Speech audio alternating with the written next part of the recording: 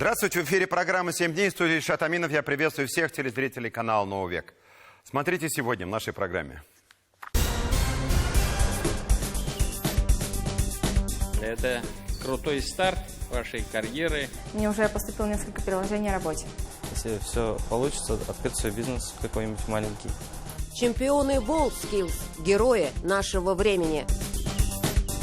Пришло 398 193 избирателя.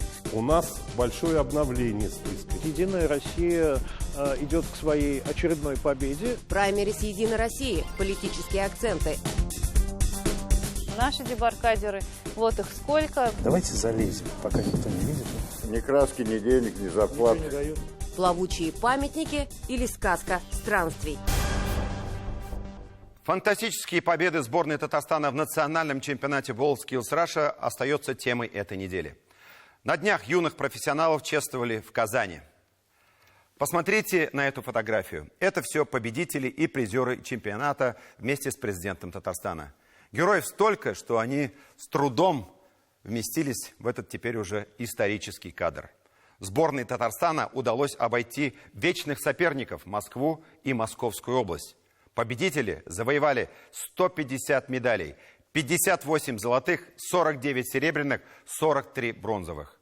Но нам сегодня важно увидеть на этой фотографии каждого героя. Ведь каждый из них молодой профессионал, который будет определять экономику этой страны. И у многих из них всего через неделю после победы на чемпионате рабочих профессий уже произошли серьезные изменения в жизни. Например, у Айгуль Султановой, победителя компетенции IT-программные решения для бизнеса на платформе 1С. За эту неделю студентки колледжа поступили сразу 3 предложения о работе. Мария Сангинова, победитель в компетенции преподавания в младших классах, решила поступить в университет только на заочное обучение. А уже с сентября начнет работать в школе, и за нее, уверен, еще поборются руководители образовательных учреждений. Такие истории, думаю, и есть настоящий результат чемпионата, если смотреть дальше медального зачета. Это выход на современный рынок труда конкурентоспособных и востребованных профессионалов. Кто они? Герои российского WorldSkills. Познакомимся с ними поближе.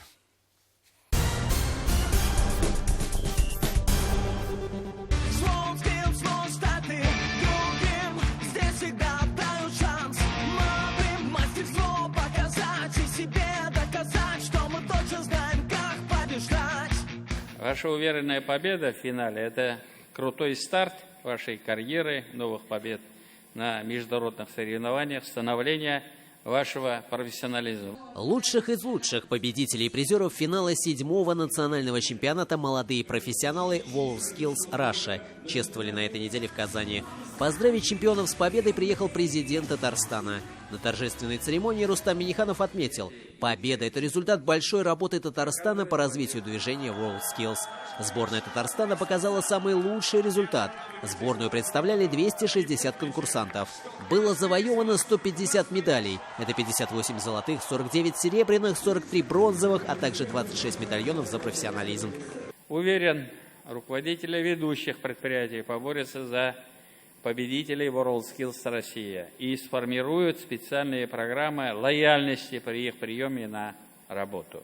Слова признательности Рустам Минниханов выразил в адрес наставников и экспертов, руководителям образовательных организаций и педагогам, подготовившим наибольшее количество медалистов. Президент вручил благодарственные письма.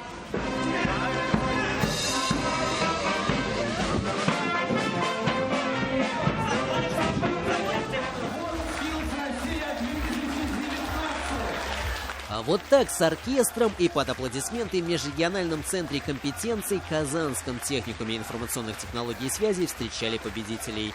Их учащиеся завоевали самое большое количество наград среди техникумов – 17.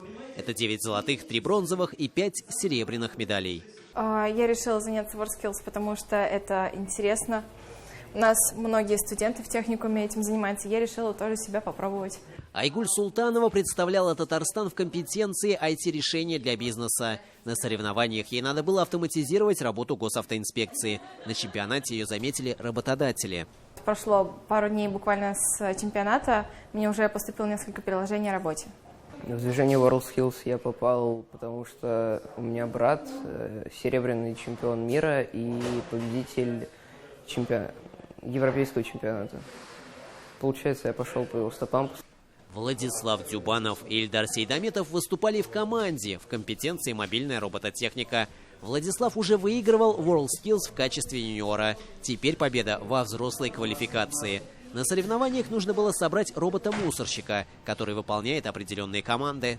Я закончил школу в Крыму, узнал про Казанский техникум информационных технологий и связи и поступил. Дизайном я еще начала увлекаться 12 лет, когда мне брат показал первую мою программу Adobe Illustrator. У Алсу Гореевой бронзовая медаль в компетенции графический дизайн. Девушка говорит, дальше видит себя в качестве наставника. Хочет готовить ребят к будущим чемпионатам, ведь ее навыки и знания уже оценили. Алсу рассказывает нам, как непросто досталась победа. Новый год, естественно, сокращенный был. То есть каждый день, без воскресений, без выходных, праздников с 7 до 11 мы тренировались усиленно. У нас в России 3500 техникумов, в Татарстане 90 техникумов. И по итогам прошедшего чемпионата, по предварительным данным, мы стали первым техникумом. И, конечно, очень приятно чувствовать себя лучшим техникумом в России. Нервы, конечно же. Нам просто достался самый последний номер по участию, и мы ждали до 8-9 вечера. Это очень тяжело. Весь день в стрессе. Виктория Зотова 1,5 года работает в Казанском аэропорту. На конкурсе представляла предприятие в компетенции сервис на воздушном транспорте. Говорит, участвовала, во-первых, для себя, доказать, что все возможно, во-вторых, чтобы начальство заметило. Расспрашиваем, чем конкурсные задания на чемпионате отличались от рабочих будней. Если в жизни у нас, например, весь рейс это либо сплошные легкие случаи, либо там один тяжелый, то тут тяжелые случаи сложные, они идут друг за другом, и надо их очень быстро решать. НЖ была в команде вместе с Викторией. Говорит, шла на конкурс с одной целью – защитить честь предприятия и доказать, что в международном аэропорту Казань работают самые квалифицированные сотрудники. Всего на чемпионате аэропорт представляла 2 команды. Они завоевали бронзовые и серебряные медали. Каждый день что-то новое для себя открывали, также проводили ручную регистрацию. В общем, также нам помогали руководство нашего аэропорта. Наименее загруженные часы мы организовали тестовые рейсы, где пассажирами выступали мы сами, сотрудники аэропорта. И мы, если честно, старались как можно более усложнить задачу нашим молодым специалистам, чтобы их наиболее лучшим образом подготовить. Для предприятия участие в турнирах – это возможность проверить своих сотрудников, наметить какие-то точки роста и скорректировать вектор дальнейшего их профессионального развития. То есть для предприятия это движение вверх? Да, и в том числе мы показали всей стране, что наши сотрудники одни из лучших в России. Я бы не сказал, что это больше женское, тут нужно прикладывать много силы. Владислав Павленко представлял на соревнованиях Казанский международный колледж сервиса. Полгода ежедневных тренировок по 6 часов в день. Выпекал разные хлеба, тренировал навыки на время. В итоге заслуженная бронзовая медаль. Владислав выступал в категории юниоров. Впереди большие старты. После окончания колледжа хочу немножко поработать в каком-нибудь ресторане. А после, наверное, если все получится, открыть свой бизнес какой-нибудь маленький. А Влад чисто случайно попал к нам. Мимо проходил, заглянул, попробовал что-то с тестом полепить, смотрю, получается. Думаю, почему бы и нет. Предложили, он говорит, давайте попробуем. И получилось. Руслан, Александр и Андрей стали золотыми победителями в самой необычной номинации чемпионата – инженерные космические системы. Показали хорошую, слаженную, командную работу. Аэрокосмическая инженерия – это такая компетенция, которая включает в себя множество различных других компетенций. Это радиоэлектроника, программирование, моделирование. И, в принципе, все эти компетенции, они на самом деле даже на WorldSkills представлены по отдельности. Наша компетенция, она вот собирается их все в одну. Мы учились вместе, мы работали вместе, мы соревновались в разных конкурсах тоже тут вместе. И с того момента мы идем вместе, работаем. Международный будет в августе этого года, тоже в Казани, поэтому на родной земле нельзя не поучаствовать. Ну, во-первых, первая команда, которая в этой компетенции не московская, не подготовленная главным экспертом, да, значит, победила, в общем-то. И сейчас ребята, они, в общем-то, у них уже такие наработки, что они могут тренировать следующие команды, следующее поколение победителей. Тренер ребят Игорь Григорьев уверен, что победа на WorldSkills откроет новые горизонты и возможности. Это не просто вот, такая случайная победа команды, да, это закладывание системы работы в Татарстане в этом направлении. И в первую очередь еще гордость из-за себя, что я смогла для нашей республики заработать золотую медаль, и что все-таки есть мой вклад в то, что она стала победителем в командном медальном зачете. Мария Сангинова на торжественной церемонии чествования победителей вспоминает, как она первая поднялась на сцену, как ей первый президент Татарстана вручил золотую медаль за победу в компетенции преподавания в младших классах. Поступить в университет в КФУ на заочное отделение и далее пойти работать в школу, то есть осуществить свою следующую мечту – работать с детьми. Чемпионат завершен. У каждого члена сборной Татарстана, сборной победителя, останутся свои яркие воспоминания. Самое что задание – это развертка. У нас было яйцо, оно открывающееся, закрывающееся из 3 лепестков. Там нужно было диффовать металл. Запомнилось то, что я обучился там новому станку. Это ковровские станки. Ни в коем случае не останавливаться, продолжать идти по той компетенции, в которой мы сейчас. И, может быть, дойти до мирового чемпионата. Самое, что сложное было, это, конечно же, режим. То есть это минимум сна, больше дела, очень много стресса. Но мы это все пережили, перебороли и в итоге получили такой хороший результат. Я готовился с того момента, как узнал, что у меня первое место на региональном. Я каждую неделю несколько раз ходил, занимался, по много часов бывал, даже до самого вечера, чтобы прийти к победе, и это помогло. Перед каждым модулем было очень сильное волнение, и я должна была с ним как-то перебороться, чтобы ни мой пациент, ни жюри не увидели то, что я волнуюсь, и тоже сами были спокойны. Наша цель не просто участвовать и побеждать в чемпионатах, хотя это тоже значимо. В первую очередь для нас важны лучшие мировые методики, технологии и стандарты, которые привносятся движением WorldSkills в нашу систему образования. Это наша идеология вперед в эту сторону, и я думаю, что вот такие мероприятия, они способствуют хорошему, положительному восприятию рабочих профессий, популяризации. Сегодня в Татарстане созданы все условия для профессионального образования. Более 70 тысяч мальчишек и девчонок обучаются профмастерству в 91 учебном заведении. Открыт 31 ресурсный центр с самым современным и новейшим оборудованием. Конечно же, мы будем увеличивать количество. Каждый год 5-6 ресурсных центров с помощью президента в нашей республике появляется. Не будет исключением этот год. 1 сентября этих ресурсных центров станет 37. Скоро мы узнаем имена новых звезд, новых чемпионов. А кто принес победу Татарстана в этом году? Они вошли в расширенный состав национальной сборной и будут представлять Татарстан на мировом чемпионате, который пройдет в Казани в августе. Также победители поедут на чемпионат мира в Шанхае в 2021 году и на чемпионат Европы Евроскиллс в Санкт-Петербург в 2022 году. Сергей Темляков, Андрей Ключников и Андрей Мохов. 7 дней. Накануне отмечался Международный день защиты детей. Президент республики Рустам Минниханов вручил медали «Она дане» материнская слава лучшим мамам Татарстана. Во время церемонии президент озвучил ряд новых и важных решений по дополнительной поддержке многодетных семей. Вот ключевые заявления Рустама Минниханова. В целях увеличения государственной поддержки многодетных семей принято решение о введении в республике с 1 января 2020 года дополнительных мер. Семьям, воспитывающим 5 и более детей, имеющих средний душевой доход ниже прожиточного минимума, будут выплачивать ежемесячные пособия. 4 и более детей, имеющие доход ниже прожиточного минимума, будут полностью освобождены от родительские платы за детский сад. Поддержание здоровья детей в возрасте до 3 лет из семей, имеющих средний душевой доход ниже прожиточного минимума, будет введен электронный сертификат на лекарственные средства в размере 10 тысяч рублей в год. На этой неделе партия «Единая Россия» подвела итоги праймерис. В Татарстане отдать свой голос за кандидата в кандидаты решили почти 400 тысяч жителей. Список желающих сделать политическую карьеру весомый – 222 человека.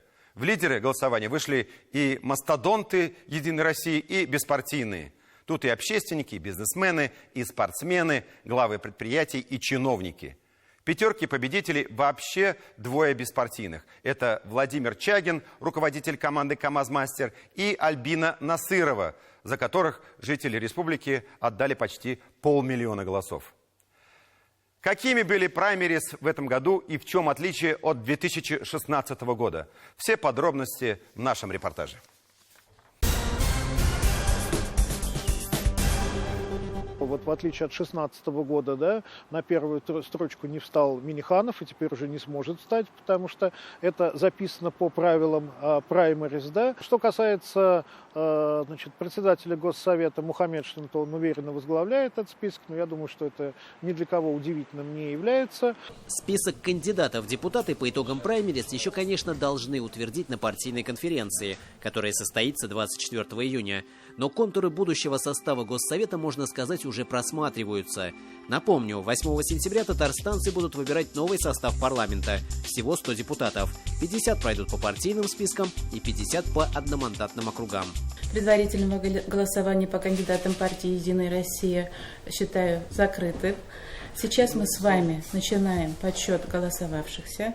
Предварительное голосование прошло 26 мая. Кандидатов в кандидаты выбирали на 460 счетных участках. Всего в праймерис участвовали 222 претендента. До предварительных выборов кандидаты в кандидаты провели более 200 раундов дебатов и порядка 400 встреч с населением. Предварительное голосование на всех участках и в целом в республике прошло организованно. Не поступало ни одной жалобы. На участки счетные пришло 398 193 избирателя, что составляет 13,5% от общего количества избирателей в нашей республике. Самыми активными оказались жители Отнинского, Сабинского и Тюльчинского районов. Здесь на счетные участки пришли более 19%, то есть каждый пятый житель. Впервые можно было проголосовать и электронным способом, что и сделали 1842 избирателя. У нас большое обновление списка. Если посмотреть на весь список, это серьезное обновление. Более 50% тех, кто пришел на предварительное голосование, это новые лица. Это профессионалы, которые хотят войти в команду Татарстана, работать здесь во благо республики. Новые лица есть даже в первой пятерке победителей праймерис. Посмотрим на нее. На первом месте председатель Государственного совета Фарид Мухаммедшин. На втором руководитель команды КамАЗ-Мастер Владимир Чагин. На третьем бизнес-вумен Альбина Насырова. Министр сельского хозяйства Марат Ахметов на 4-й позиции.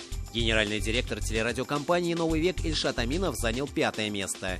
Новички Владимир Чагин и Альбина Насырова стремительно ворвались в политическую жизнь. За них проголосовали почти 500 000 жителей. Это выбор объясним большой популярностью обоих. Чагин, многократный чемпион Дакара, проявил по-настоящему спортивный характер в политике. Он активно участвовал в праймерис. Чаще всего поднимал вопросы защиты человека труда, поддержки работников промышленных предприятий республики, в том числе молодых профессионалов. Мы все с вами видим необходимое создание в нашем регионе точек, мест для получения профобразования нашей молодежи, правильному профориентированию. И, конечно, мы эту работу уже начали. Выделена территория на землях КамАЗа для создания многофункционального спортивно-образовательного комплекса. То внимание государства, которое уделяется вообще сегодня молодым людям, да, молодым специалистам, то внимание, которое уделяется вообще сегодня улучшению системы образования, мне было очень приятно. Альбина Насырова в партийном списке на 3-й позиции. Альбина – мама 2 детей, по профессии педагог. Она же и бизнес-вумен. Именно она, одна из первых в Татарстане, открыла мультилингвальный детский сад. Экс-ведущая ТНВ ныне руководитель уже сети детских садов и школы Бала-Сити. Ее популярность высока среди родителей и педагогов.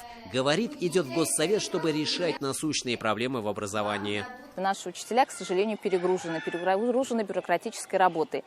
И очень печально слушать, когда учитель говорит: вы знаете, некогда, не остается времени заниматься детьми. И когда я их спрашиваю, а есть ли время вообще для саморазвития, а это очень важно, к сожалению, не хватает времени. Я за то, чтобы разгрузить учителей и дать им побольше свободы творчества, свободы выбора программы.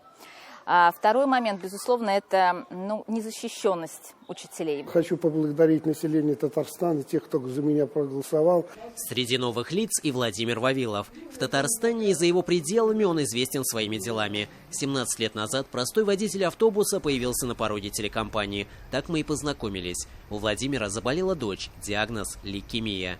Всей Казанью тогда собирали деньги на лечение девочки, но, к сожалению, Анжелы не стало. Год спустя Владимир организовал фонд помощи онкобольным детям, а в 2014 году открыл первый в Татарстане детский хоспис. На этой неделе в хосписе гости из Франции, руководитель Русского Красного Креста в Париже и директор Дома старости. Они приехали в Казань специально, чтобы подписать меморандум о сотрудничестве. Владимир в списке 17-й. Двери в политику он открывает для того, чтобы была возможность совершать еще больше добрых дел. Я вышел с такой программой открытия кабинетов паллиативной медицины, выездных бригад, стационаров сестринского ухода, то есть пансионат 60+, где пациенты могут или временно находиться, или на постоянной основе, но в комфортных условиях.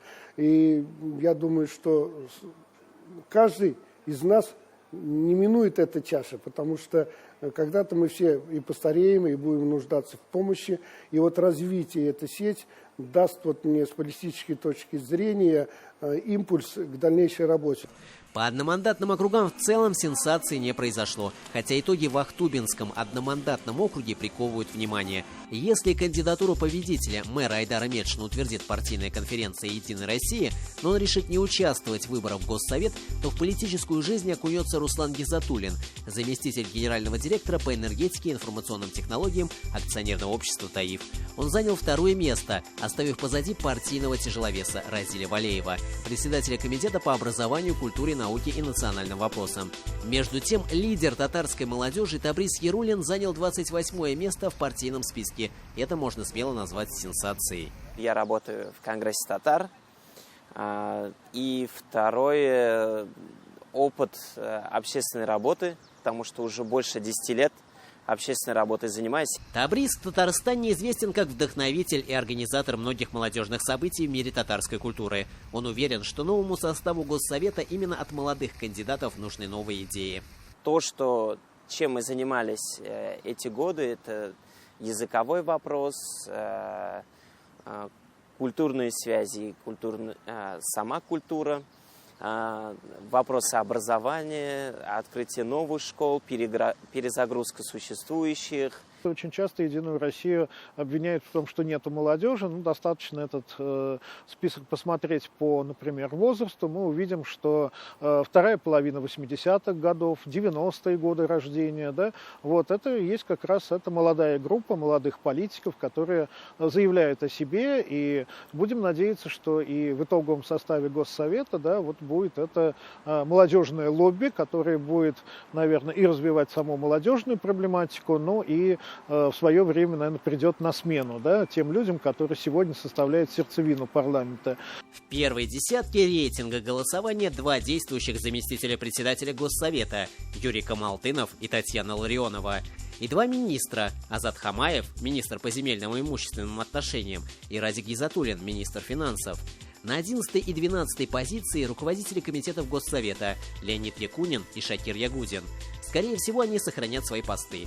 Во второй двадцатке руководитель Татмедиа Айрат Зарипов, председатель Федерации профсоюзов Елена Кузьмичева, глава Спасского района Камиль Нугаев и председатель комитета по архивному делу Гульнара Габдрахманова.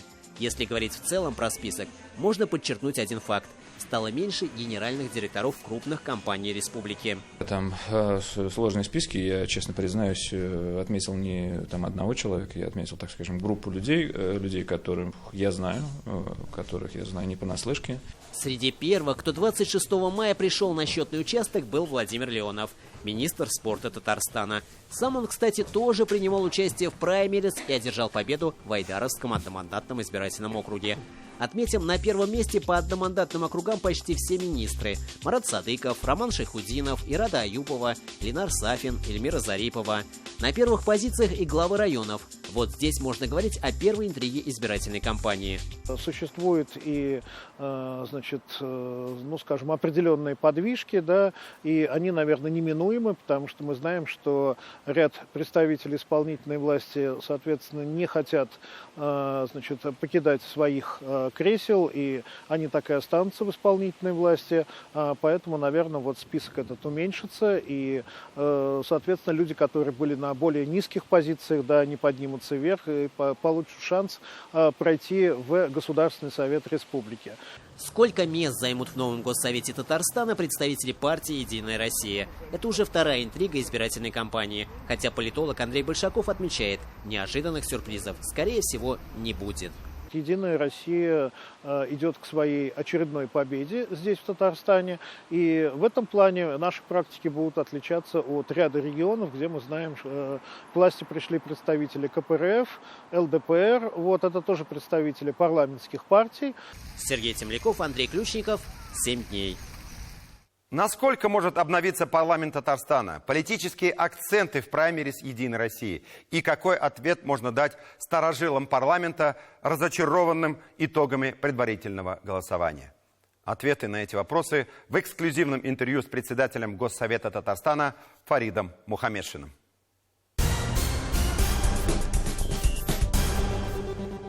Фарид Харилович, завершилось предварительное голосование партии «Единая Россия». Мы участвовали в этом политическом процессе, вы участвовали, я участвовал. Но, наверное, предварительные итоги праймерис таковы, что в этом зале появится очень много новых лиц. Давайте мы сегодня с вами об этом и поговорим. Хорошо. Хорошо. И все-таки, Фарид Харилович, насколько обновится парламент? Очень конкретный вопрос, на него пока сложно ответить. И тем не менее, практика показывает, что каждые 5 лет на очередных выборах формируется представительный орган государственной власти Республики Татарстан. Сменяемость от 30 до 40%. Я полагаю, что вот проведенные предварительные голосования показывают востребованность, ожидание людей на сменяемость, на новых лиц в парламенте. И примерно на таком же уровне 30-40 от 100 значит, человек будут новыми депутатами Государственного совета. Фарид Харилович, как бы вы оценили политические итоги праймерис? На этот раз я их оцениваю достаточно высоко. Почему? Есть возможность сравнить с 2016 годом предварительное голосование. Во-первых, только наша политическая партия «Единая Россия» проводит предварительное голосование. И так было в 2016 году, так в этом году. Динамика участников, количество участников предварительного голосования растет. Если вот в этом году взять, то нас радует цифра из общего количества зарегистрированных избирателей. 13,6%, более 400 тысяч человек пришли на избирательные участки, не были безразличными, заинтересованными и проголосовали, отдали свои голоса, свои предложения тем или иным кандидатам, которые решили пройти рейтинг через нашу политическую партию. Было очень много встреч, было очень много дебатов, прозвучало огромное количество предложений. Насколько изменится социальная повестка партии в этом смысле? Более 200 встреч с избирателями прошли в разных городах и муниципальных районах нашей республики. Дебаты прошли, и условие по положению было такое, что каждый участник предварительного голосования не менее 2 дебатов должен провести по заявленной повестке дня. А она актуальная для всех. И надо сказать, что активность была как у самих людей, избирателей, так и участников предварительного голосования. Более 270 человек заявились для того, чтобы участвовать в этих дебатах и хотели быть услышаны. Как они хотят видеть какой парламент, как они будут работать, если им окажут доверие и их изберут, какая повестка их беспокоит, что бы они могли сделать для достижения тех или иных целей во имя и для человека, живущего в Татарстане. Мне кажется, интерес к нему был очень большой, благодаря в том числе и средствам массовой информации, которые напрямую, вживую освещали и дебаты, и эти встречи в разных городах и районах нашей республики. Люди видят, люди слышат, люди понимают, и они понимают, что доверие надо оказать той политической партии, которая составляет большинство, и которую поддерживает и президент Республики Татарстан, а на уровне Российской Федерации президент страны. Отсюда есть надежды, чаяния и желание людей активнее подключить депутатский корпус, а через него и исполнительные органы власти к реализации всех национальных проектов, других социальных проектов, которые уже реализуются на территории Татарстана. Ведь люди видят, да, недостатков много, да, вызовов различных немало, которые беспокоят людей, но и созидательный поступь и обеспечение реализации вот этих программ, которые есть в республике, вселяет уверенность, что политическая партия «Единая Россия», через нее будут избираться депутаты, которые реализуют те предложения, которые были высказаны, многочисленные предложения, которые были высказаны на встречах. А я публично сказал и придерживаюсь этой позиции. Самые ценные предложения, которые прозвучали и на дебатах, и на встречах с избирателями, мы положим в основу программы политической партии «Единая Россия» нашей республики и будем ее утверждать на партийной конференции. Фарид Харулович, не могу задать и этот вопрос. Некоторые мои коллеги, действующие депутаты, высказали мне, в том числе и мне, что они недовольны результатами праймерис. То есть есть люди, которые считают, что их место не соответствует, что ли, их сегодняшнему политическому и общественному статусу. Что вы ответите этим? Ну, трудно на этот вопрос ответить. Это решают люди. Это не решает там власть партийная или там оргкомитет какой-то. Это не он решает. Это решают люди. И вы знаете, но есть разные доводы, почему так случилось, почему оказали доверие, не оказали. Слишком большой круг участников, во-первых, был. Выбор был большой. Здесь участвовали и главы муниципальных городов и районов в предварительном голосовании, министры нашего правительства республиканского. И в этом выборе, конечно, учитывалась активность действующих депутатов, достигнутая, не сделанная для людей. Тут обижаться, наверное, не надо, просто надо делать выводы. Был запрос на обновление, это чувствовалось. Может быть, некоторый запрос на омоложение депутатского корпуса, поскольку очень много молодых людей участвовали в предварительном голосовании, вы же сами участник, и обратили на это внимание. Да, конечно. И я очень тому порадовался, как сам участник этого предварительного голосования, тому, что мы увидели много новых, интересных людей. И их увидели не только мы, их увидели же и избиратели, которые неравнодушны были в этот день и пришли на избирательные участки для того, чтобы услышать и подтвердить, что этот человек заслуживает внимания, и я бы на него поставил. Вот и исхожу из того, что мнение людей, это те запросы, которые есть, они отразились в тех цифрах предварительного голосования, которые мы имеем на сегодняшний день. Фарид Харулович, завершающий вопрос. Понимаем, что праймерис, вы сказали это неоднократно уже на всех встречах и во время интервью, это первый шаг. Дальше начинается серьезная политическая борьба, потому что, ну, что греха таить, оппоненты не дремлют, оппоненты работают и собираются весомо зайти в парламент. Какова будет стратегия партии в этой предвыборной борьбе? До того, как сказать о некоторой стратегии и тактике наших действий, я хочу поблагодарить тех избирателей, которые пришли, это почти 14%, более 400 тысяч человек в выходной день на предварительное голосование, организованное нашей партией. Это неравнодушные люди, это активные люди. Они поддержали и партию, они поддержали таким образом и тех кандидатов, в ком уверены. Это первое. Второе. Политических партий много, выбор большой. 53 политические партии зарегистрированы в Татарстане.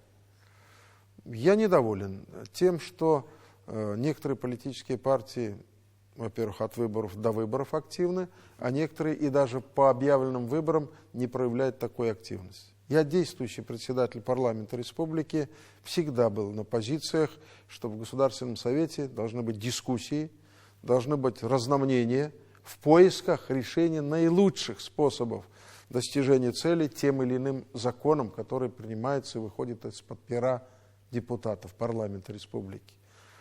Очень хотелось бы, чтобы активных людей было больше, но было бы тех людей, которые не просто гольно отрицали и говорили: нет, не надо, не будем, не буду Все голосовать, плохо, а искали пути, значит, и предлагали, как достигнуть этой цели. Тогда цена этого парламента и тех партий, которые будут представлены в Государственном Совете, резко возрастет. Мы будем признательны за то, чтобы разные партии были представлены в нашем Государственном Совете.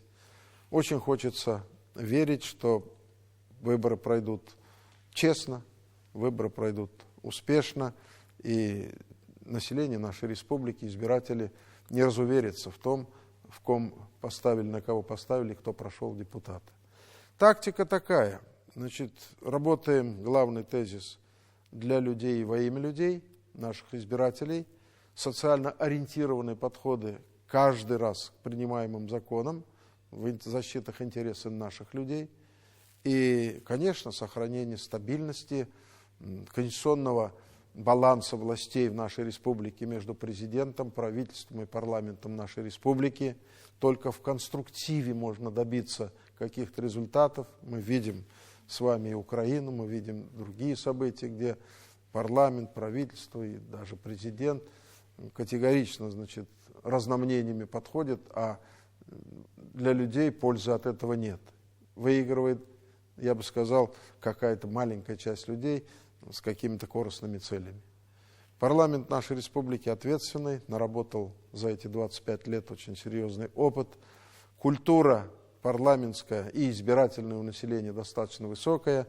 Я уверен, наше население сформирует Государственный совет 6-го созыва дееспособный и успешный. Большое спасибо, Фарид Харулович. А мы продолжим программу «7 дней».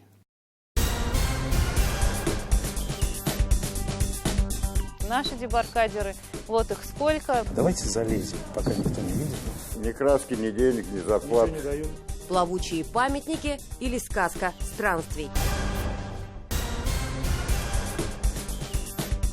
Рустам Минниханов в Набережных Челнах открыл новый завод по производству каркасов кабин КАМАЗ. Запуск новейшего и самого современного в своем роде завода – это лишь часть большого проекта по реинженерингу КАМАЗа и развитию нового модельного ряда. Привлечение такого количества передовых мировых технологий в производство автомобилей К5 – это беспрецедентный случай в истории КАМАЗа, отметил генеральный директор КАМАЗа Сергей Когодин.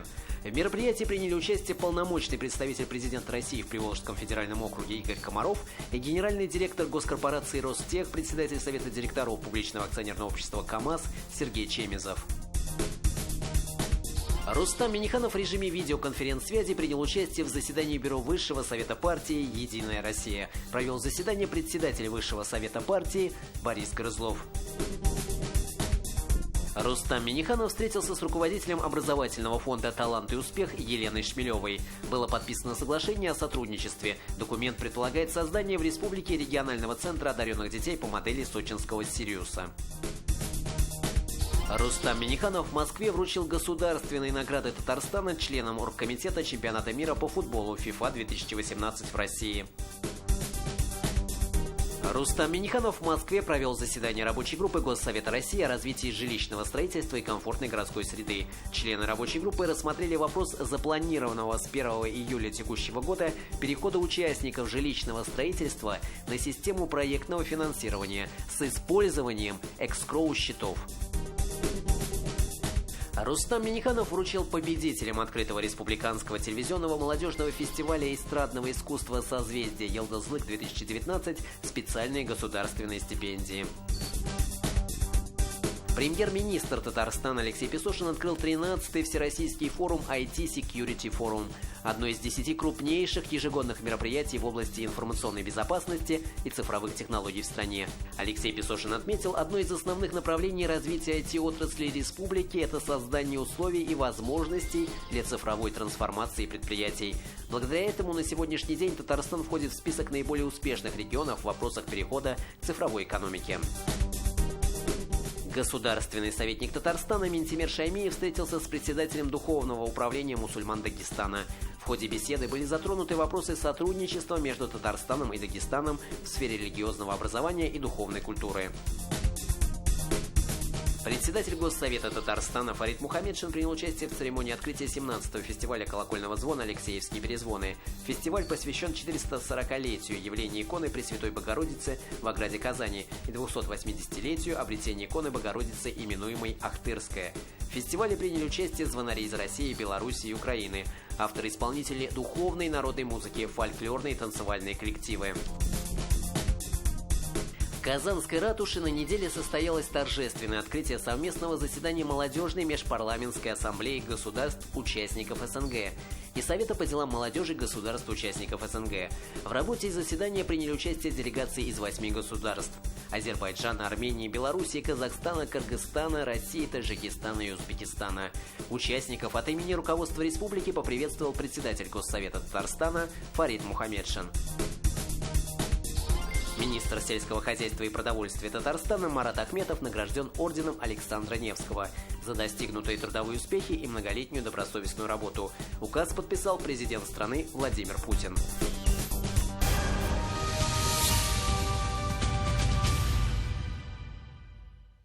Любую, даже самую благую, правильную идею можно превратить в фарс, в театр абсурда, если извратить ее суть. И вот вам наглядный пример.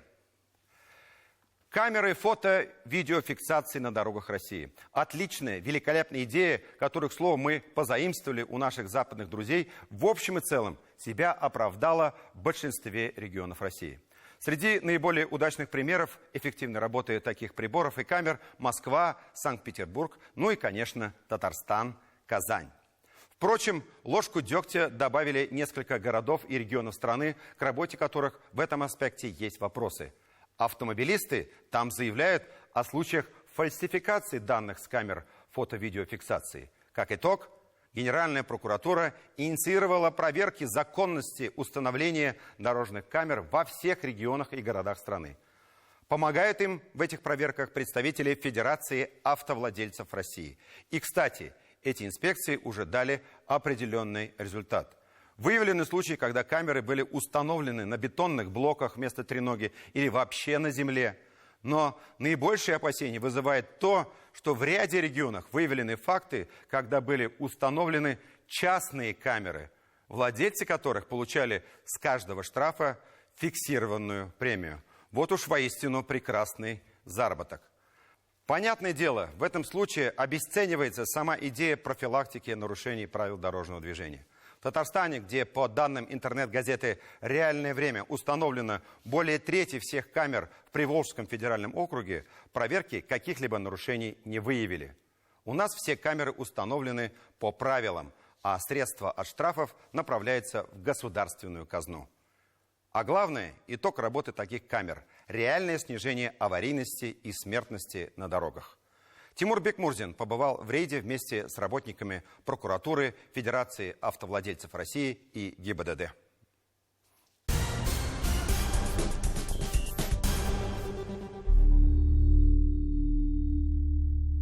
Случаи нападения людей на камеры на дорогах России фиксируются уже не первый раз. И такую реакцию на беспристрастную технику сложно назвать адекватной. Это, конечно, дикость и вандализм. Но откуда он берется? Проще было бы все списать на пресловутый российский менталитет или буйный характер отдельных личностей. Но были проверки в регионах, и они показали. Основания для возмущения у автомобилистов есть. Конечно, говорить о массовом характере таких нарушений не приходится. Речь идет об отдельных случаях в отдельных регионах России. Но факт остается фактом. Установленные не по правилам или спрятанные в кустах мобильные камеры – это еще цветочки. А вот ягодки – это сфальсифицированные данные с комплекса фото-видеофиксации и более распространенные случаи, когда такие камеры устанавливают и обслуживают частные компании. Они же получают фиксированный процент себе в карман с каждого штрафа нарушителей. Где у тебя контракт? Где он у тебя? Покажи мне, он у тебя должен быть, хотя бы копию. Давай показывай. У меня есть свидетельство о поверке. О чем? О поверке. Какое? Вот это у корыта, что ли? Это все мне не колышет. Никто не будет согласен, чтобы его штрафы шли в карман каким-то левым частникам, людям, да? В Татарстане у нас, как ГБУ начал у нас заниматься этим вопросом, этот вопрос не стоит. Татарстан уверенно входит в пятерку регионов с наибольшим количеством дорожных камер. Их у нас 856. Это около трети всех подобных комплексов, установленных в Приволжском федеральном округе. Для сравнения, в соседнем Башкортостане, по данным интернет-газеты «Реальное время», их 141, в Самарской области 314. Поэтому к Татарстану объективно здесь более пристальное внимание. Прокуратура республики уже проводила масштабные проверки камер фото-видеофиксации на дорогах совсем недавно, в марте-апреле этого года. Сейчас, по предложению представителей Федерации автовладельцев России, появилась необходимость сделать выборочный контроль. В рейде также участвуют сотрудники управления ГИБДД и журналисты. Представитель ФАР указывает, где нужно сделать первую остановку. Это стационарная камера на улице Пушкина возле здания пенсионного фонда. Согласно правилам и нормам, перед такой камерой должен быть установлен знак и специальное предупреждение водителям. Ведется фото-видеофиксация. Как мы видим, информационная табличка установлена, имеется знак ограничения скорости, имеется стационарный комплекс фотофиксации. К мобильным комплексам требования иные. По закону знака и специального предупреждения водителям о фото-видеофиксации не нужно. Но есть другие нормы, которые должны строго соблюдаться. Комплекс фото-видеофиксации должен быть установлен открыто, он не должен прятаться. Высота вот этой треноги должна быть не менее 1,5 метров, а расстояние от края проезжей части должно составлять от 1 до 5 метров. И самое главное, место расположения этого комплекса должно соотноситься в строгом соответствии с планом схемы дислокации, утвержденным и согласованным с управлением ГИБДД. В течение часа после установки камеры сотрудник ГИБДД обязан приехать и проверить, соответствует ли ее местонахождение утвержденной схеме дислокации. Контролирует он и все другие параметры мобильного комплекса. Ежедневно на основе анализа аварийности проводимой мы выставляем комплексы в местах концентрации дорожно-транспортных происшествий, а также в местах, характеризующихся высокой вероятностью совершения дорожно-транспортных происшествий. На улице Павлюхина комиссия, в состав которой входит и специалист-метролог, тщательно обследует параметры мобильного комплекса. Нарушений не выявлено. Мы, в свою очередь, интересуемся, а все ли в порядке с документами на камеру. Ну, есть люди, которые очень любопытны и спрашивают, доказывают, что я неправильно устанавливаю камеру. Я им показываю свидетельство о том, что мы прошли подготовку, и что у нас есть право ее устанавливать согласно инструкции. А нам можете показать свидетельство? Есть оно у вас сейчас? У меня все есть. Вот у меня есть такое свидетельство прохождения технической подготовки, которое я проходил, действительно, проходил в декабре 2018 года. Что я имею право устанавливать такие приборы, кордон М2 и кордон ТЭМ. Это находится у меня один из этих приборов. Инструкция утверждена Минихановым. Все камеры во всех случаях поверены. Поверка действительно до 2021 года. Этот документ подтверждает, что те данные, которые получает эта камера, они достоверны. Не менее важный момент то, что информация с камер по защищенным каналам направляется непосредственно в ГИБДД. Работники, которые устанавливают и эксплуатируют комплексы, к ней допущены быть не могут. Автовладелец, если у него возникают какие-то вопросы, он может сфотографировать, снять на видео место установки камеры, да, определить, где она находится, и обратиться за разъяснением, с жалобой, с обращением в органы ГИБДД, в государственное бюджетное учреждение, да, которое занимается установкой этих камер, в прокуратуру. Заместитель председателя Комитета Госсовета Республики Татарстан по законности и правопорядку Рафил Нагуманов считает, что Татарстан не зря является одним из лидеров в стране по профилактике правонарушений на дороге. В республике удалось добиться главного – снижения смертности в результате ДТП. Кроме того, ГИБДД сегодня работает честно и беспристрастно. Когда-то мы на каждом углу ГАИ стояли сотрудники ГАИ. Они, во-первых, работали, конечно, но, с другой стороны, это же препятствие движению, это раз. Во-вторых, сколько бы их ни было ГАИ, они никогда бы не смогли навести порядок, потому что все не охватишь работникам ГАИ. Потом их сократили, на нет уже сократили. В других регионах, почему много, там частники работают. У нас сегодня работает государственное учреждение безопасного дорожного движения. У нас сегодня все собранные деньги, штрафы идут в бюджет республики. И содержит это учреждение бюджет республики. Кто-то торопится, где-то нажал, прибавил скорость, увеличил там ее на 5 километров, больше проехал. Ну, все, получишь штраф, так скажем, да? Но это справедливо? Это справедливо. Это справедливо, конечно, да. Вот. А так, это, говорю еще раз, это дисциплинирует, конечно. То, что они не прятались, ну, давайте вымоем, если водитель едет, смотрит по сторонам, где находятся камеры, он там притормаживает, а где камер нет, он увеличивает скорость. Что это за поведение? Это асоциальное поведение. соблюдение правил дорожного движения предусматривает четкое и последовательное их соблюдение. Это и есть универсальное и безотказное правило для всех автомобилистов. Не хочешь платить – не нарушай.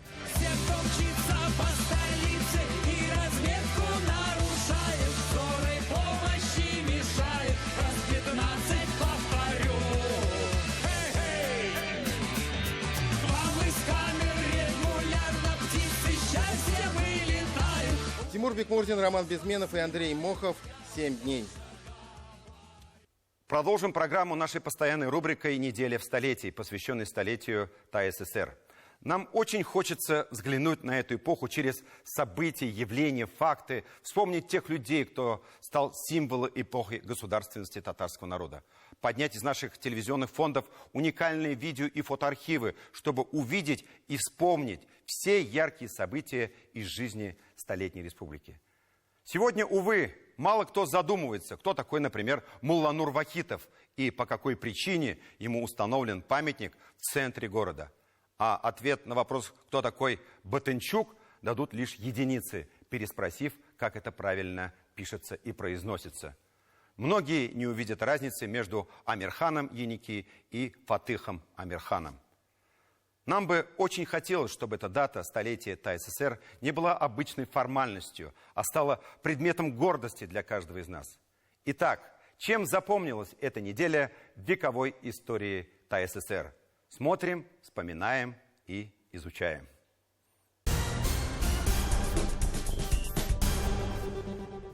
В эту неделю в 1920 году шли бурные дискуссии о границах новой республики. Перед центральным руководством был поставлен вопрос о включении в состав ТАССР Мензелинского, Уфимского и Белебеевского уездов. В итоге мензелинцы, а в уезде большинство жителей были татары и башкиры, сами настояли на вхождении в состав ТАССР, и центр был вынужден согласиться. По данным историков, в состав Татарской республики вошло лишь чуть более трети татарского населения Советской России. Более 50% жителей были татары, на втором месте русские. 27 мая 1998 года Василий Лихачев указом президента страны, назначенный постоянным представителем России при европейских сообществах в Брюсселе, досрочно снял с себя полномочия председателя Государственного совета. Руководителем республиканского парламента во второй раз стал Фарид Мухаммедшин. 27 мая 2013 года не стало Юноны Каревой, педагог Казанского театрального училища, заслуженная артистка Республики Татарстан, ведущая актриса театра имени Качалова. Ее супруг кинорежиссер Станислав Говорухин, чье имя тоже тесно связано с Казанью. Большинству российских зрителей актриса известна по фильму «Место встречи изменить нельзя». Юнона Карева отдала любимой профессии 37 лет и воспитала не менее талантливых учеников, среди них Сергей Угрюмов и Чулпан Хаматова. Еще один день в истории, что можно назвать днем великих потерь. 28 мая 2007 года ушел из жизни народный художник, лауреат госпремии имени Тукая, один из соавторов государственного флага Татарстана Тавиль Хазиахметов. Он окончил Ленинградский институт живописи, скульптуры и архитектуры имени Репина, работал художником в газете «Яш Ленинще», а затем в журнале «Ялкан», иллюстрировал книги татарского книжного издательства. Кстати, флаг Татарстана, автором которого был Тавиль Хазиахметов, был утвержден 29 ноября 1991 года. Между тем, государственный символ республики менялся несколько раз. Вот, например, как выглядел флаг в период с 1926 по 1937 год. Вот как он выглядел с 1937 по 1946 год. Затем произошли небольшие изменения. Сейчас мы можем видеть флаг республики в период с 1946 по 1954 годы. Преобразования потом уже были более значительными. Вот, например, флаг с 1954 по 1978 годы. А уже с 1991 года флаг остается неизменным. Зеленый цвет символизирует природную силу, ислам, возрождение народов, проживающих на территории республики. Белый олицетворяет мир и чистоту, а красный – мужество и энергию. 28 мая 2012-го не стало народного артиста СССР, актера Татарского академического театра имени Камала Шауката Бектимерова. Легенда татарского театра, старик из Альдермыша, многогранная творческая личность, мастер сцены, вобравший в себя лучшие традиции татарской актерской школы. Он сыграл более 100 ролей и навсегда остался в памяти народа. Все дорого они, эти роли. А так сказать, ну, конечно, ответственность. То, что вот возлагает тебе такую роль Ленин или что-нибудь такие большие роли, Шекспир играть. 29 мая в Свияжске открылся восстановленный комплекс конного двора. Конный двор Богородицы Успенского монастыря был построен во второй половине XVI века. В 20 веке это был хозяйственный двор сначала исправительно-трудовой колонии, а затем и психиатрической больницы. Сегодня конный двор – это туристический этнографический комплекс. 30 мая 1952 года в Казани появился проспект имени Фатыха Амирхана. Выдающийся татарский писатель. Его имя было известно далеко за пределами Казани и республики. Его острая публицистика не оставит равнодушным и сегодняшних читателей. А уж для его современников эти тексты были достаточно раздражающими. Вместе с тем Фатых Амирхан был настоящим романтиком. Он мечтал об идеальном, просвещенном татарском мире. Фатыха Амирхана еще называли певцом новых людей 20 века, что, наверное, и сделало его кумиром татарской молодежи тех лет. 30 мая 1972, через год после смерти, в Казани появилась улица имени Героя Советского Союза Магубы Хусаиновны Сыртлановой. Гвардии старший лейтенант, заместитель командира эскадрильи 46-го гвардейского Таманского женского авиационного полка ночных бомбардировщиков. После войны Магуба Сыртланова жила в Казани, работала на заводе электроприбор контролером. 30 мая 1999 года ушел из жизни главный строитель КАМАЗа и набережных Челнов Евгений Никанорович Ботинчук, начальник КамГЭС «Энергостроя». Он прошел войну, фашистский плен, был в опале в родной стране, а затем стал национальным героем Якутии, где построил первую на вечной мерзлоте Вилюйскую ГЭС. Затем стал и героем Татарстана. КамАЗ. Его строила вся страна. Он стал для молодежи 70-х годов своеобразной колыбелью трудового подвига, школой жизни и воспитания, как в свое время Магнитка, Днепрогэс, Комсомольск-на-Амуре. Строительство КамАЗа, города и его градообразующих предприятий было стройкой века. Такие города создавались за 300 лет, мы создали за 20. Жаль, что ни в одном столетии, ни в начале 21 века не повторится наш опыт. Так пусть же нас хотя бы не охаивают и оценят по достоинству, завещал потомкам Ботинчук. За стройку на Каме Евгений Ботинчук был удостоен высокого звания Героя социалистического труда. 31 мая 2008 года Казань была выбрана столицей летней универсиады 2013 года. Вот как об этом рассказывала команда «7 дней». 27th Summer University on 2013 to the city of Kazan.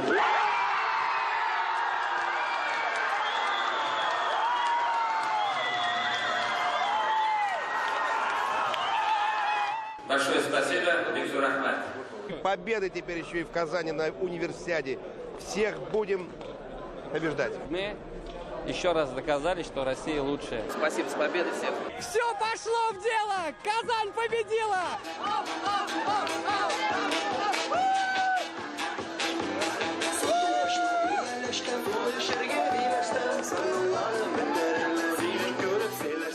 Безусловно, это, я бы сказал, историческое событие в целом для страны.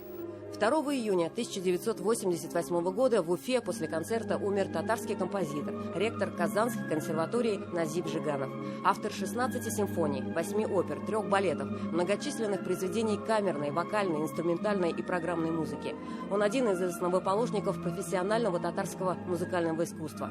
Практически все ныне действующие учреждения организации музыкальной культуры Татарстана создавались при его непосредственном участии.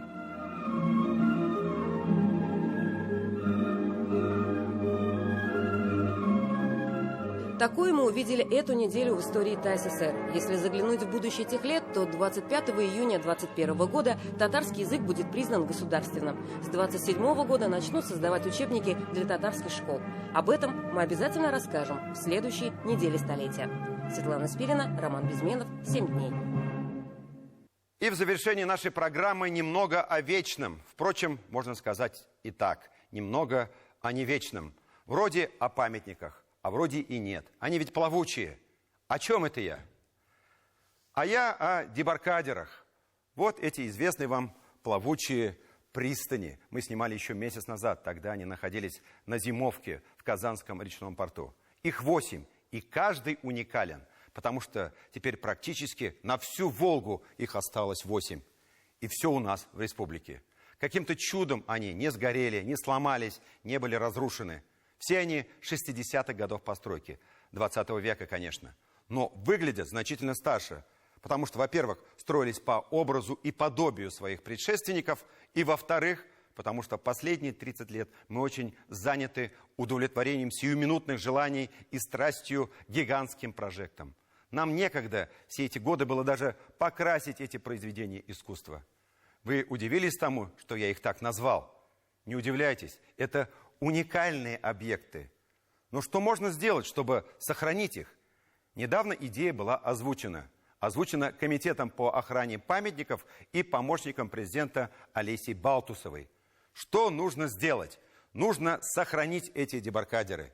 И для этого необходимо не превращать их в музей, что доконает их окончательно, а напротив, продолжать использовать их по прямому назначению, попутно ремонтируя и приспосабливая их под современные нужды. Как это будет, судить не нам. Мы лишь задались вопросом, действительно ли настала пора спасать эти сооружения и чем же они так уникальны.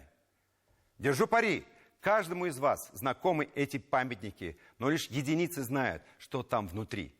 Если вы способны на это, вы непременно испытаете то самое чувство радости от прикосновения к прекрасному, несравнимое ни с чем, как испытал его Михаил Любимов.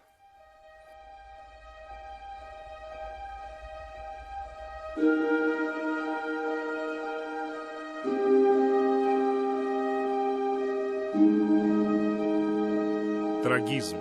В этой истории его будет немало. Но, как ни странно, этот трагизм и это ощущение приближения смерти, что вы испытываете здесь, хотя бы к чему-то приглядываясь, все это может и не вызывать ожидаемое чувство печали. Слишком неумолимо течение жизни. Мы начинаем понимать эти развалины не раньше, чем сами становимся ими, и столь же потрепанное временем общество обязательно испытает здесь очередной приступ замешательства. Горевать тут или радоваться? Сожалеть о том, что утрачено многое, или наслаждаться тем, что еще осталось? Вечное соперничество, увлекаемый вниз тяжести прошлого и стремящийся вверх мечты о будущем.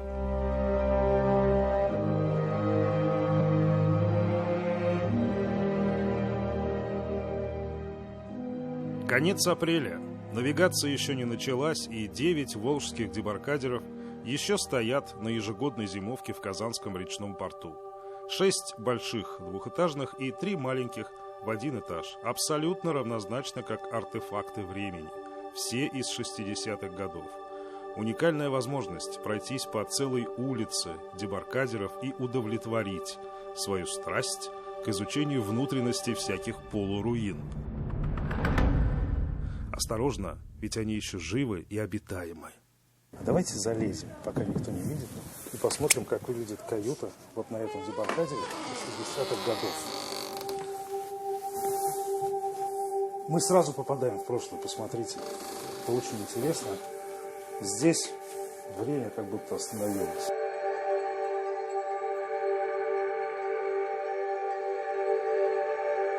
Но она, конечно, давно, наверное, не работает, но тем не менее, все это здесь сохранено. Все это фактически, все, что мы здесь видим, это музейные экспонаты. Начиная от дымоходов и заканчивая вот этими сковородками. Сколько повидавшими на своем веку.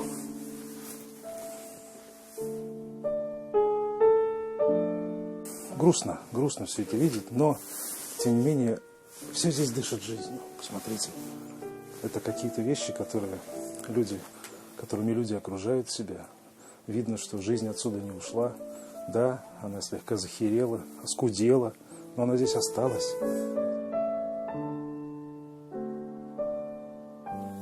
Вот это, конечно, свидетельство эпохи. Я не знаю, какого это года, но, наверное, это очень старая штука.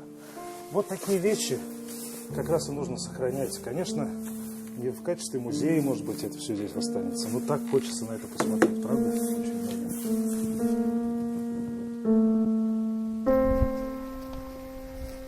часто приходится открывать? Никогда? Только вот бывает, собственно говоря, вот порядок наведешь, голуби залетают. Стекла бьют, убийцы. Говорят, о памятниках в России и правда постоянно помнят только голуби. Ну а поскольку люди порою в известном смысле не сильно от них отличимы, шкипер дебаркадера Юрий Каргачев вот уже 20 лет держит этот некогда роскошный буфет на 2-м этаже под большим амбарным замком. Шкипер доподлинно знает, видел, 2-этажный дебаркадер горит 7 минут. Поэтому здесь нет, например, давно никакой проводки, и присесть тут практически уже не на что. Вы посмотрите, это же памятник настоящий на воде. Разве нет? Да. Вот сейчас говорят, что все-таки хоть как-то займутся им, хоть покрасить можно будет здесь. Ни краски, ни денег, ни зарплат. Ничего не дают? Нет, конечно. Сколько лет, да? Сколько лет уж? Я уж, собственно говоря, ладно, на пенсии жил.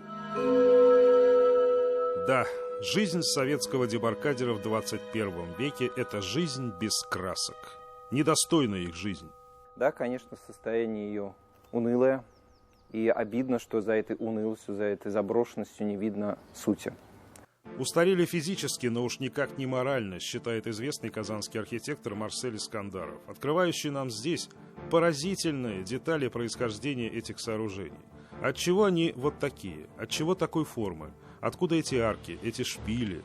И вот век живи, век учись.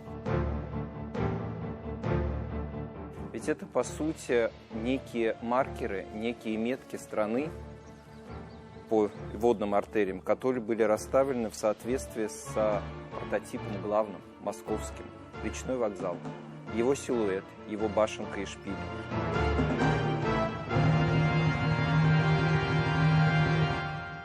Это был своего рода мощный гудок главного советского парохода. И его эхо в виде небольших отголосков.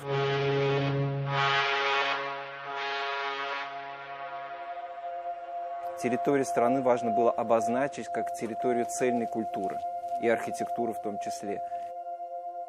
Особым образом тоже были трактованы капительные части у этих стоек балов. Мы здесь видим уцелевшие артефакты времени, как вот эти обои Ленкруста, которые к нам пришли из Англии только совсем недавно. Но здесь мы видим как бы те, что они сохранялись еще в те годы.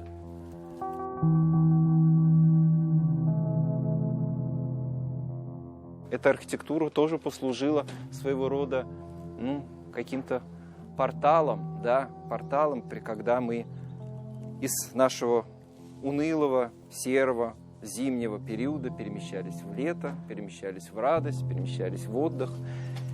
Сегодня дебаркадеры – это настоящие порталы времени. На что мы смотрим? На прошлое, на настоящее, на будущее. Мы видим то, чего мы не должны видеть. То, что было буквально вытащено из огня, отчасти повальным равнодушием, а отчасти и повальным безденежьем. Но есть еще кое-что. Добрый. Да, счастливый пути, наконец-то. Дело в том, что они по-прежнему незаменимы. Они не превратились в недвижимость, которая убила бы их окончательно. И каждый год в начале мая любой из этих 9 все еще плавучих сооружений несказанно рад вместе со своим хозяином сбежать из этого зоопарка и вырваться на волю. Туда, где их ждут, на место службы.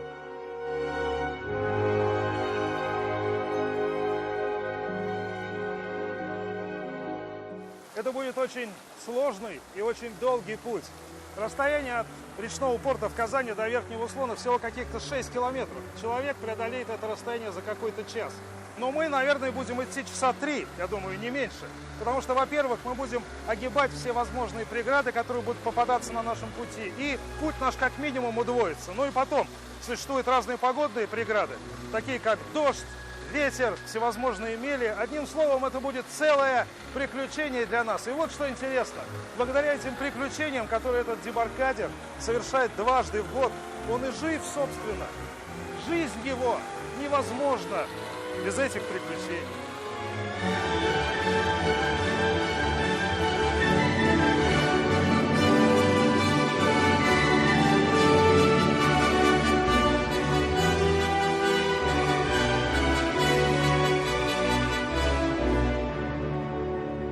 мне нравится моя работа. Я водой болен, я люблю воду, люблю Волгу. Для Руслана, шкипера этого дебаркадера, нет такого вопроса, что мы себе задаем. А зачем, собственно, вообще их сохранять? Может быть, просто проводить старичка на пенсию с выходным пособием, как проводили недавно его отца, практически всю жизнь прослужившего здесь шкипером. Но Руслан, привязавшийся к этому пристанищу и к своему родному Услонскому берегу всеми только мыслимыми морскими узлами, уверен, что они еще побегают вместе. В Советском Союзе строили они, умели в Советском Союзе строить. И дожили, и по бетону, как говорят, профессионалы говорят, бетон выдерживает до 100 лет. Она же на плаву, она же не бетон. Ему «Титаник» подойдет, ничего с ним не будет? Нет, не будет. Точно? Да. Это мы сейчас не передергиваем? Нет, спокойно подойдет, ничего не будет.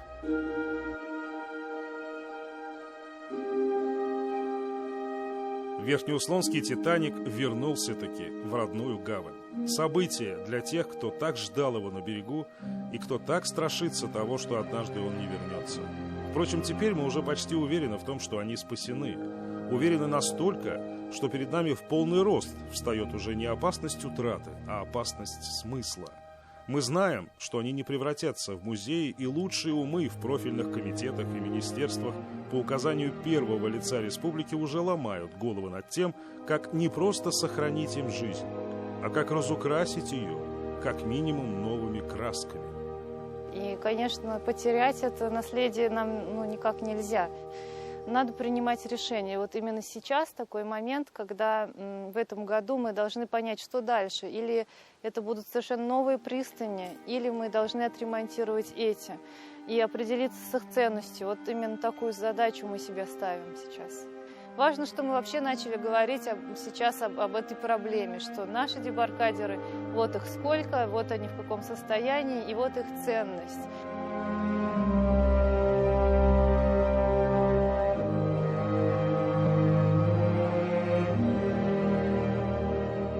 Поэтому сегодня обойдемся без печального конца.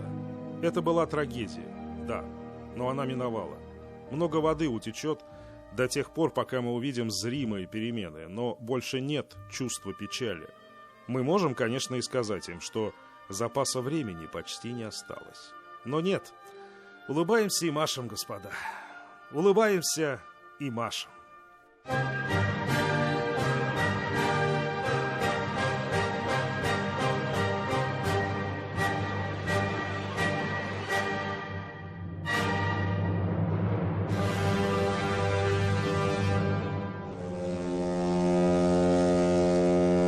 Михаил Любимов и Андрей Ключников. 7 дней.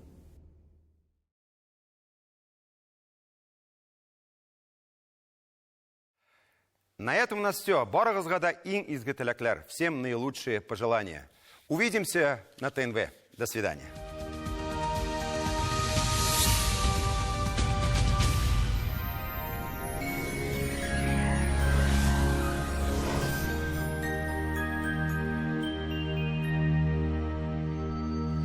Здравствуйте! Первая половина предстоящей недели будет без существенных осадков и сильной жары. С четверга столбики термометров вновь устремятся вверх. По данным сервиса Яндекс.Погода, на северо-востоке Татарстана понедельник будет дождливым, плюс 23. Со вторника выглянет солнце. Средние температуры в течение всей недели 19-24 тепла. На юго-востоке Татарстана аналогичная ситуация. Начало недели дождливое, но со вторника установится сухая и комфортная погода.